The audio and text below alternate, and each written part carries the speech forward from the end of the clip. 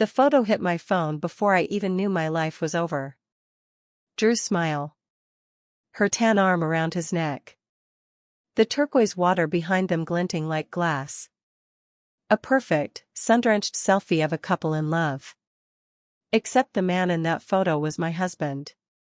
And the woman wasn't me. Underneath the picture, her text read. Can't believe this trip is real. You and me all week, babe. For a second, I didn't even process it. I was standing in the laundry room, holding one of Drew's gym shirts, when the screen lit up. My hand started to tremble so badly I dropped the shirt. The sound of the washer running faded away until all I could hear was my own pulse. Then I saw her name. Marla, Pilates. I blinked once, twice. She'd meant to send it to him. But she sent it to me. It felt like watching a car crash in slow motion. Every thought collided with another until nothing made sense. I reread the message, the timestamp, the tan arm, the palm trees. They weren't in Phoenix. Drew told me he was in Phoenix for a leadership summit. That photo was taken somewhere with white sand and clear water. He was on vacation, just not with me. Another message popped in a few seconds later. Oh my God. I'm so sorry. Wrong person. No greeting. No explanation. Just panic disguised as politeness. I stared at those words until my throat burned. Then I called Drew. Once. Twice. Straight to voicemail. The third time, I left a message that didn't sound like my voice at all. Hey, just wondering how Phoenix is. He didn't respond. I sat down on the edge of the couch, the phone still in my hand, my heart beating so fast it felt like it wanted out. Bixby, our golden retriever, trotted over and rested his head on my knee, tail wagging. He didn't know that our world had just exploded. Up until that text, my life looked solid from the outside. I'm Hannah Lee, 34, art teacher, living in Winter Park, Florida. I paint on weekends. I bake when I'm stressed. I married Drew 8 years ago, the guy everyone said was too perfect. He was charming in that slow, confident way that makes people believe he's in control of every room he walks into. He proposed on a rainy night in St. Augustine. He'd planned a beach picnic, but when it poured, we sat in his car, eating soggy sandwiches and laughing so hard we couldn't breathe. He reached into the glove compartment, pulled out the ring box, and said, "Guess it's not the most romantic setting, but it's real." I said yes before he even finished. That's the memory that kept flashing through my head now, the rain on the windshield, his grin, my certainty. How could someone who looked at me like that end up being this person? The signs were there. I just didn't want to see them. 3 weeks ago, he started waking up early for extra training. He said his gym had started a sunrise circuit class. He'd leave before dawn and come home smelling like hotel shampoo, not sweat. He started using phrases like "it's not that serious" or "you're overthinking again." Whenever I asked questions, he'd twist it around until I was the one apologizing. Then came our anniversary. I spent the entire Saturday cooking, crab cakes, roasted vegetables, his favorite lemon cake. I even wore the dress he said was his weakness. He called at 7:30, said a client dinner came up, and that he'd make it up to me. I told him it was fine. I even laughed. I hate that part the most, how easily I accepted it. Middle hook, the sting that sits under your ribs and won't go away. That night, I sat at our table alone, his plate untouched across from me. I blew out the candles, scraped the food into the trash, and whispered, "You're losing him," like it was my fault. 2 days later, I found an Uber receipt from Fort Lauderdale to the Palms Resort. He said one of the new interns had used his account by mistake. I actually joked that he should get reimbursed for the ride. Looking back, it wasn't a joke. It was proof. After I saw the selfie, I didn't cry. I needed to understand how long this had been going on. I went upstairs to our office, where Drew had left his laptop open. He was still logged into his company's internal network. Curiosity became clarity when I saw a thread titled Team Building Retreat, Q3. There were photos of team members snorkeling, group dinners, a poolside bar. And there she was again, Marla, in a bright red bikini top, drink in hand, sitting beside Drew. Someone had commented, "Looks like you two are the MVPs this quarter." I scrolled up and saw Drew's username right there. He'd posted earlier that morning, "Productivity's all about connection, the best ideas come from real bonding." Bonding. My stomach turned. The company had a strict no fraternization policy, he'd even lectured me about it before. Optics matter, he'd said once. I guess they didn't matter when it was him. For a long time I just stared at the photo on that forum. Her smile. His hand on her waist. The comments full of laughing emojis. Everyone at his company already knew. I was the last to find out. I could have deleted the photo. Logged off. Pretended I hadn't seen it. But I didn't. Instead, I took a screenshot. Then another. Then another. I didn't know what I'd do with them yet. I just knew I wasn't going to be the woman who looked away again. It was almost midnight when I finally stopped pacing. I sat on the living room floor, the glow of my phone lighting the room. Drew still hadn't called. I'd gone from shock to silence to a strange, icy calm. The old me, the one who believed every excuse, who smoothed every argument, would have cried herself to sleep. But that woman was gone. I looked at the last screenshot again. The caption read, "Cheers to strong connections, and stronger cocktails." And that's when the idea hit me. Not rage. Not screaming. Something quieter. Smarter. A kind of justice that would sting where it mattered most to him. Because Drew hadn't just cheated on me. He'd broken the one thing he cared about more than our marriage, his image. And if he thought he could humiliate me behind my back, he was about to find out what real exposure looked like. That night, I whispered to myself, he's still logged into his company account. And just like that, the first piece of my revenge clicked into place. I didn't cancel his credit card to be petty. I canceled it because I knew he wouldn't even notice the missing piece, not at first. I logged into the account on a Wednesday morning, clicked the red deactivate button next to his duplicate card, and sat perfectly still while the confirmation email landed in his inbox. My hand never shook. I didn't flinch. And when the dog barked in the other room at a squirrel or a falling leaf, I didn't move to hush him. That silence didn't need filling anymore. 10 minutes later, I got a text from Drew. "Weird, my card's not working at the gas station. Can you check the account when you get a second?" I didn't reply.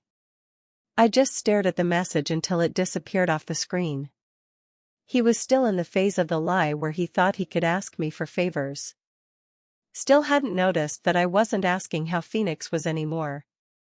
Or what time he'd be home. Or whether we should order groceries. He still thought we were in a holding pattern, like I was circling the airport waiting for him to come clean. But I'd already landed. I just hadn't told anyone yet. I stopped showing up for things. The neighborhood association meeting, gone. The weekly art teachers group chat, left. The potluck I used to organize? I didn't even RSVP. When Marie called to check in, I let it go to voicemail. She left this warm, confused message like she was trying not to say the word worried. I loved her for that. But I still didn't call back. Not yet. Drew, meanwhile, was everywhere. I knew because people sent me things.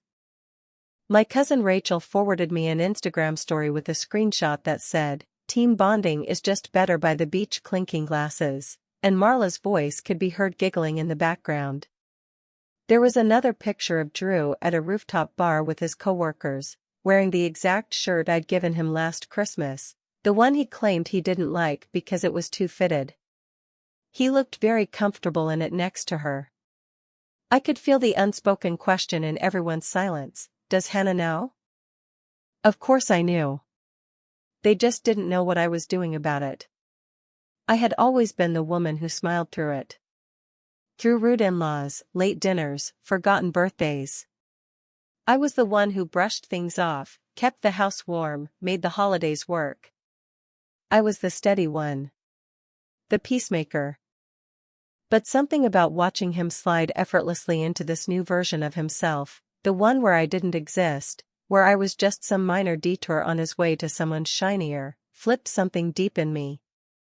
I didn't want to be remembered as the quiet one anymore. I wanted to be remembered as the reason everything fell apart.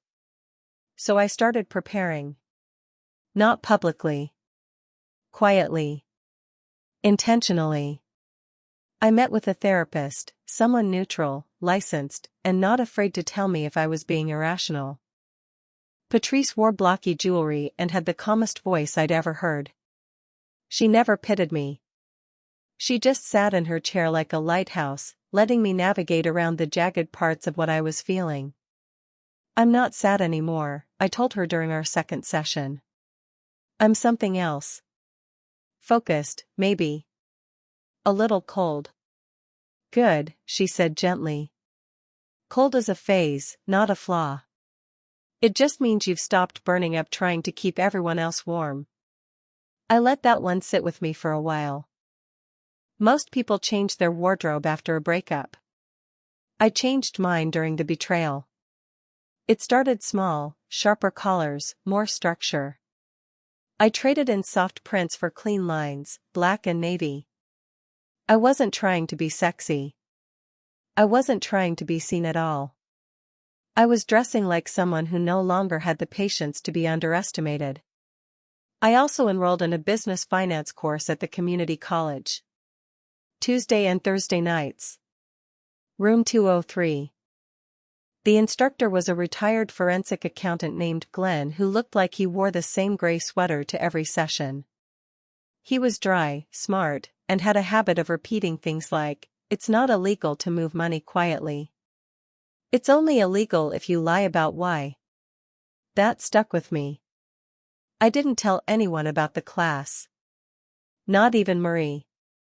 But I sat in the back, took notes like my life depended on it, and asked questions that made Glenn pause a little before answering. One night, after class, he caught up with me in the hallway. "You're not just here to learn, are you?" he asked. I looked at him for a long second. "Let's just say I'm doing recon." He smiled. "Then let me know when you're ready to go on offense." 2 weeks later, I reached out to someone I hadn't spoken to in nearly 7 years, Madeline Kerr, a former friend of mine who worked in corporate HR. She had once dated Drew's college roommate and moved out west after the breakup, but we'd stayed in touch through social media, or we had, until I got married. We'd drifted. People do.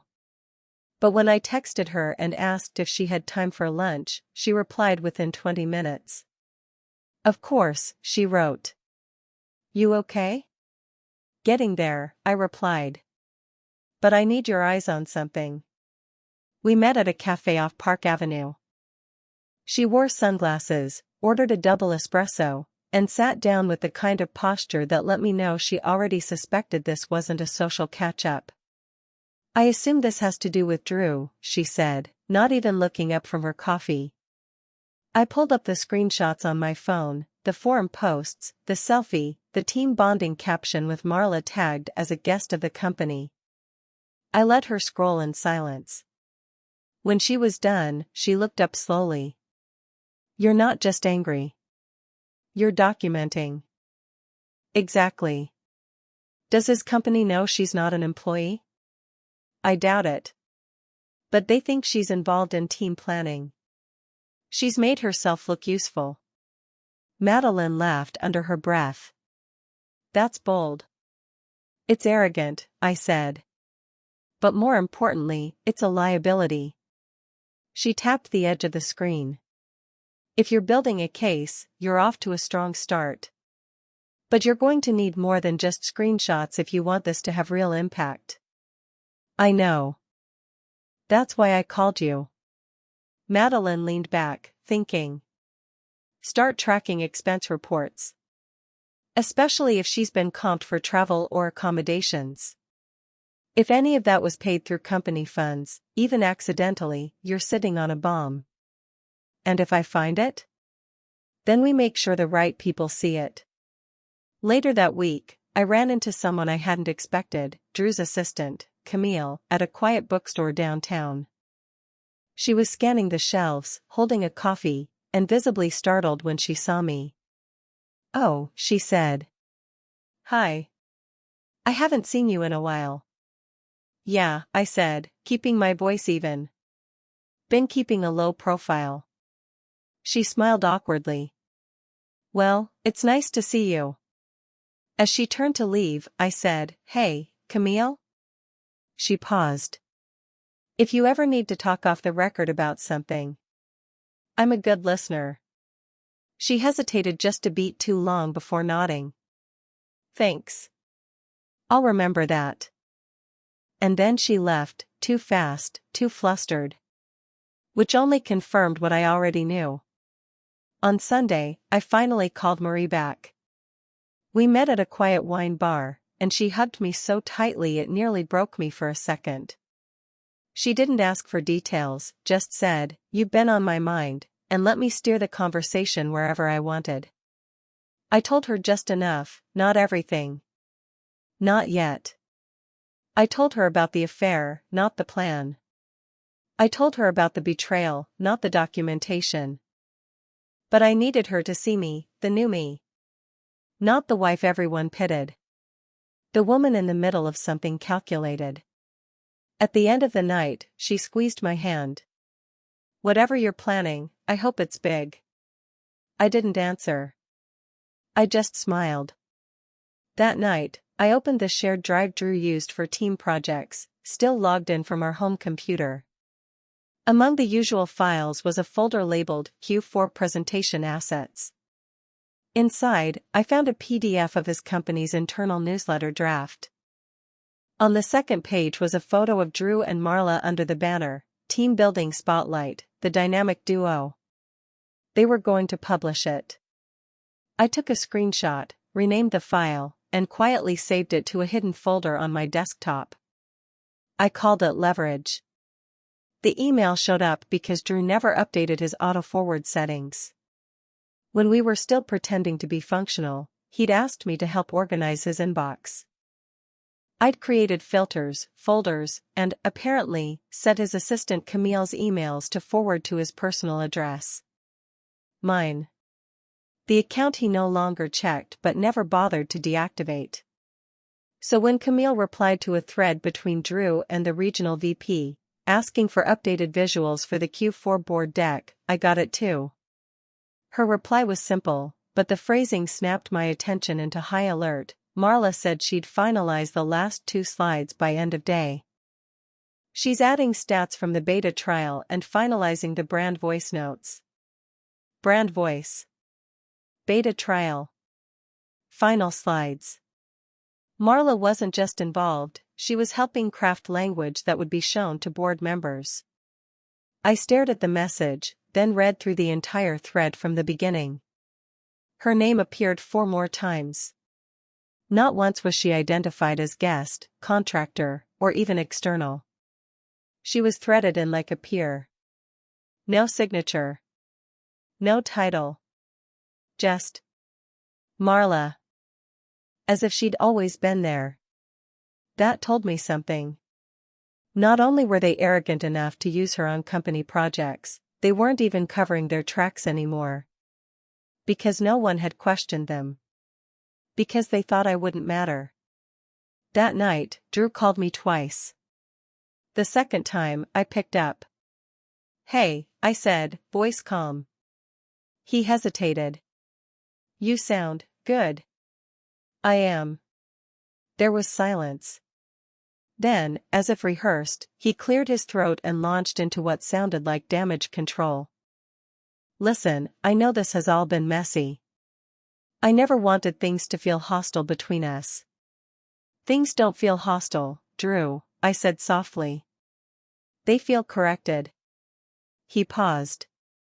I think it would be smart for both of us if we handled the separation discreetly. No lawyers. No mess. Maybe we put together a statement, something neutral we can both sign off on. I can even cover some transition costs if you need. And there it was, the real reason he called. He'd caught wind of the storm building and was trying to board up the windows before it landed. I leaned back in my chair, letting him rattle off a few more rehearsed lines about mutual respect and shared history. Send me your draft, I said. I'll give it all the attention it deserves. And then I hung up. The next day, I reached out to Camille. It was a risk, but I did it through a private email, not a traceable thread. I didn't ask for anything directly. I just wrote, sometimes, being silent makes you complicit. If you ever need a safe space, I'm here. No questions asked. She didn't reply. Not that day. But 2 mornings later, I woke to a message. He told me she was consulting. But she's not. He started handing her things after the marketing director quit. She's using my login now. And she has badge access. I sat up in bed, rereading the words. Then came the second message. He told me to stop asking questions. Said I was overthinking optics and should focus on being a team player. That was 2 weeks before he took her to Miami instead of me. There it was, motive. Hurt. Humiliation. A spark of rebellion. I replied, carefully, you're not crazy. You're just finally done being gaslit. She didn't answer. But she didn't block me either. That afternoon, I met Marie for brunch. I hadn't planned on seeing anyone that week, but something about Camille's message made me crave grounding. Marie greeted me like she always did, big sunglasses, bold earrings, a hug that could crack open a closed heart. You're glowing, she said, pulling back to look at me. Like dangerously calm. I've been studying, I said. Studying? I smiled. Let's just say I've become fluent in HR language, reimbursement policies, and corporate image management. Marie raised an eyebrow. Please tell me you're writing a revenge novel disguised as a financial workbook. Close, I said. Except it's nonfiction. As we sipped coffee, she leaned in, voice low. You know what's weird? Tom, my husband, said Drew called him last week asking if we'd seen you around. Said he was worried. Like, performatively worried. My stomach tightened. He also asked if anyone had seen the selfie post. The one that vanished. I blinked. He noticed it vanished? Marie nodded. Apparently, it made it onto the internal team Slack before it was pulled. Tom said it was only up for about an hour, but people saw it. Someone screenshotted it. I looked out at the street, thinking. He's trying to get ahead of it. Marie tilted her head. So what now? I looked back at her and said, now I tighten the trap. That night, I called Madeline. I told her about Camille's messages, about the forwarded email, about the Slack post. She listened quietly, then said, do you know if Marla's officially on payroll? No. But she has badge access. And she's editing project slides. Madeline exhaled. If she's doing work and not being paid through proper channels, you've got 2 issues, shadow labor and ethical violations. And if she is being paid under the table, that's worse. Would the board care? I asked. They would if someone outside the company finds out first. Especially if that person is, say, a concerned spouse of a public-facing manager. I smiled. Concerned spouse. That has a nice ring to it. Madeline continued. You're going to want evidence that Marla's work influenced company materials. Email threads, drafts, internal commentary. If Camille can get you that, you don't even need to speak, the documentation will scream. I think I already have it, I said. The next day, Camille sent one more email. If anyone asks, you didn't get this from me. Attached was a PDF, the Q4 presentation, final draft, with Marla's edits tracked and her comments visible in the margin. One note read, let's move this graph up, cleaner visual alignment. Another said, use warmer language here. Feels stiff. Her fingerprints were everywhere. I saved it. I didn't reply. On Saturday, I did what I hadn't done in months. I went to Drew's office building. Not to be seen, just to watch. I parked across the street, behind tinted windows, and waited. Around noon, I saw them. Marla came out first, holding a branded laptop bag and waving at someone inside. Moments later, Drew followed. They didn't touch. But the way they moved, in sync, practiced, smug, told me everything. They'd stopped pretending. Or maybe they never had to. I took a picture from the dash. Not for blackmail. Just for the file. Every scene matters when you're building a narrative. Every visual thread makes the noose tighter. That night, Drew emailed me again. Not a call this time. Not a friendly check-in. Just one blunt line. I know what you're doing. Stop. I didn't reply. Instead, I went into the saved internal forum where the Q4 Rising Stars spotlight was already drafted. Drew and Marla posed side by side, smiling under the headline, Celebrating Collaborative Excellence. I edited the caption. Just one line. Excellence, apparently, is sleeping with your direct report. Then I paused. Deleted it. Replaced it with, when team building goes too far. More ambiguous. More damning. And then I clicked schedule. Monday. 9 a.m. sharp. But I wasn't done. I sent a secondary email, anonymous, clean, untraceable, to send the board and HR a clean packet of everything I had, emails, expenses, notes, the annotated deck. A quiet gift scheduled for Monday at 9:15. 10 minutes after the forum post. Because Drew once said perception was more powerful than truth. I planned to give them both. At exactly 9 a.m. Monday, I sat back with my coffee and watched the internal forum go live. At 9:03, my phone buzzed with a screenshot from Camille. It was the post, front and center on every company dashboard. Drew and Marla, faces bright, framed by a caption they couldn't walk back. At 9:11, a second screenshot, post access disabled. Page removed by admin. And at 9:17, a final message. HR just pulled Drew from the morning meeting. No one saying why. I closed my laptop, finished my coffee, and whispered, right on time. Drew probably thought he could outtalk the consequences. That if he sat in front of HR with enough of his old charm, enough calm, confident words, they'd let him frame the story the way he needed. Maybe he thought he could spin Marla as an independent consultant. Maybe he figured they'd chalk the leaked photo up to a personal mistake that had no bearing on his work. But people like Drew forget something essential. Confidence isn't a defense when there are receipts, and I made sure there were plenty.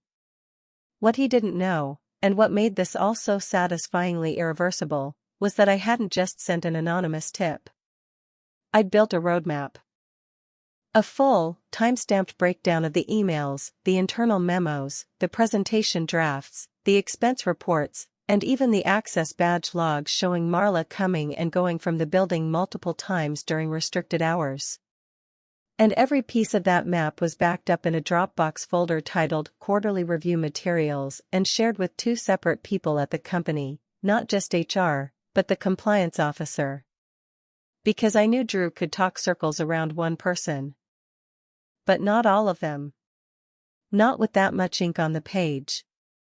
And I hadn't rushed it. That's the part that mattered. I'd spent weeks laying it out, not all at once, but slowly. Quietly.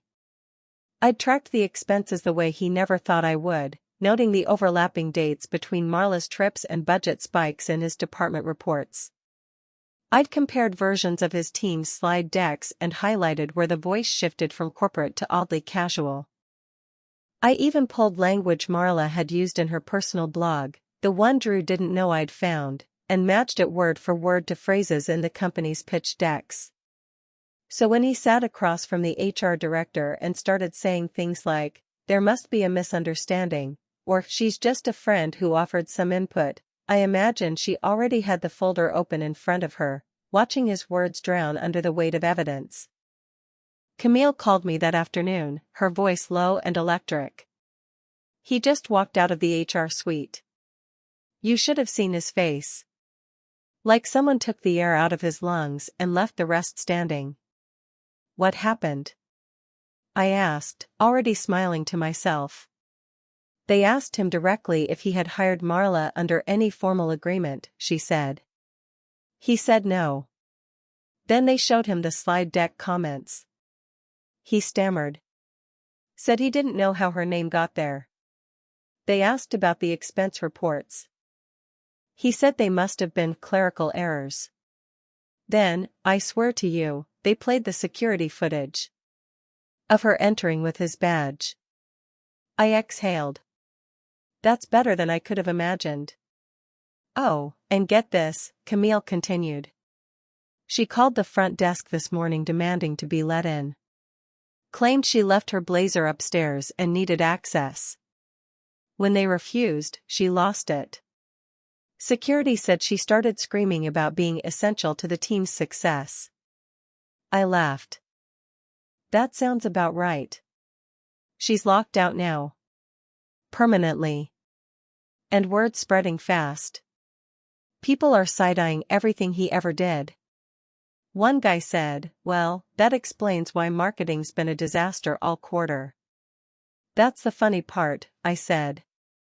They don't even need me to explain anymore. They're connecting the dots all on their own. Camille paused, then said softly, you planned all this, didn't you? I didn't answer directly. I didn't need to. Later that night, Drew finally made his move.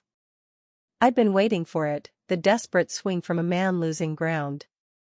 He sent a blast email to a few mutual friends, a few colleagues, and even my sister, trying to paint the situation as a misunderstanding fueled by bitterness.